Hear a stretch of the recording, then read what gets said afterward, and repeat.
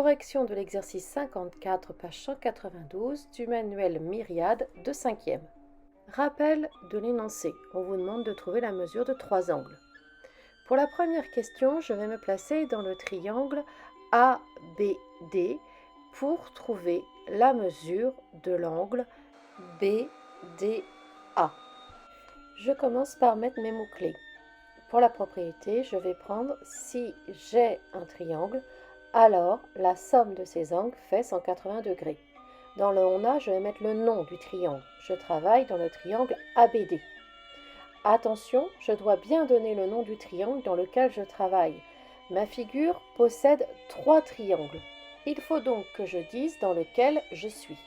Maintenant, je fais le lien entre le alors et le donc. Pour traduire le mot somme, j'écris des symboles plus dans le donc. Je traduis les angles dans le donc. Je mets le nom des 3 angles du triangle ABD. Donc, j'ai l'angle ABD, l'angle BDA et l'angle DAB. Et cette somme est égale à 180 degrés. Comme j'ai l'information que ABD fait 56 degrés et que BAD fait 67 degrés, je peux calculer l'angle qui me manque, l'angle BDA. J'ai donc 180 moins 67 moins 56 qui me donne 57 degrés. L'angle ADB fait 57 degrés. Je me rappelle qu'un angle peut avoir plusieurs noms différents. Ce qui ne change pas, c'est le nom du sommet encadré des 2 autres points ou directions.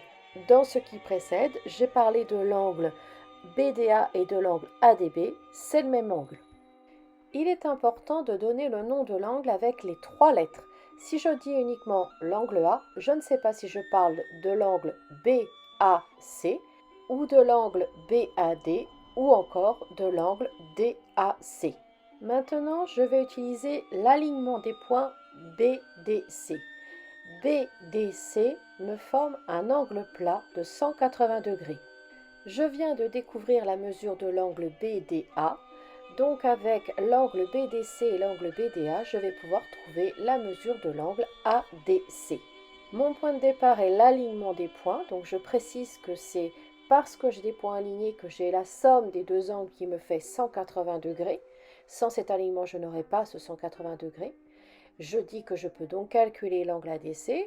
J'utilise le résultat de ma démonstration précédente.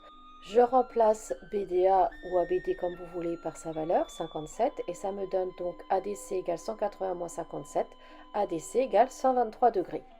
Maintenant, je connais la mesure de l'angle ADC. Je connais également la mesure de l'angle ACD. En me plaçant dans le triangle ACD, je vais pouvoir trouver la mesure de l'angle DAC. Je mets donc mes mots-clés, on a si alors donc, j'utilise si j'ai un triangle, alors la somme de ces angles fait 180 degrés. Dans le on a, je nomme le triangle dans lequel je travaille, c'est l'angle ADC. Dans le donc, le mot somme est traduit par les symboles plus. Le mot angle du alors va être traduit par chacun des noms des angles du triangle ADC. Et cette somme va être égale à 180 degrés.